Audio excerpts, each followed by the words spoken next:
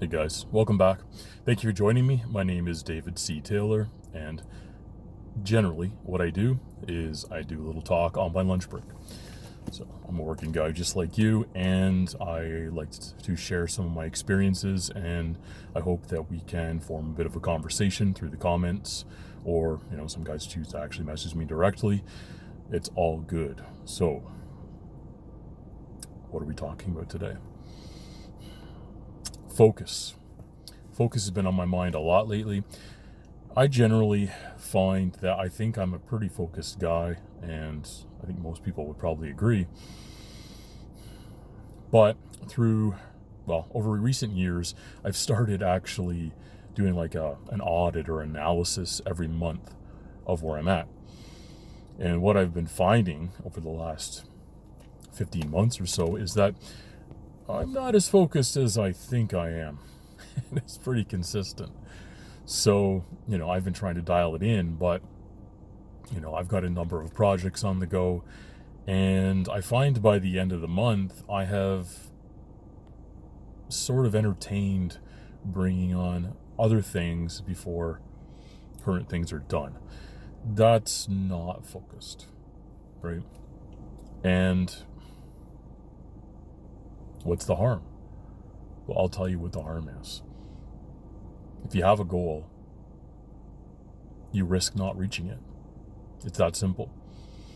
Maybe you'll reach it. Maybe you'll reach it many years later. Maybe you'll never reach it.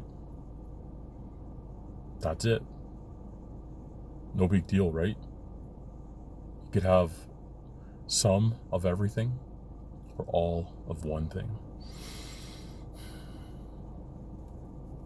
I'm trying to remember the name of a guy.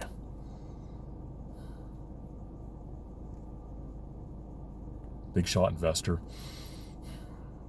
Maybe it'll come to me, maybe it won't. Doesn't matter. I didn't come up with this. I'd happily give credit if I could remember the name. What he said was make a list of all the things. And by the way, this really stuck with me, and this is what I did.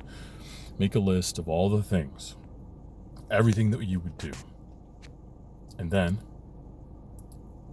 prioritize all of them, and then take the top 5 and delete everything below it and never think about them again. And that was a number of years ago that I actually did that, and the dude's right, man. You just don't have time. In one life, you don't have time for all the things. And I know for most dudes that is hard.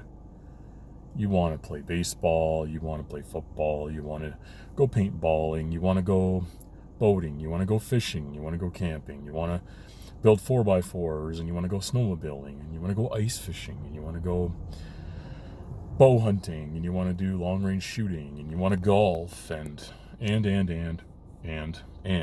nauseum. Well, you can't.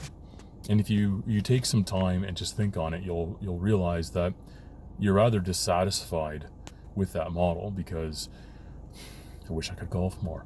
I wish I could fish more. And it probably causes some friction in your life. There's probably people who want you to do things and you can't. And there's probably people who wonder why you're putting energy into these things at all. So I won't get more specific than that. I think you know where I'm headed. So, what's the solution? Well, just like the investor guy, I'm still not remembering his name. Just like he said, it's the pruning strategy, right? Actually, I heard a sermon years ago that really stuck with me as well.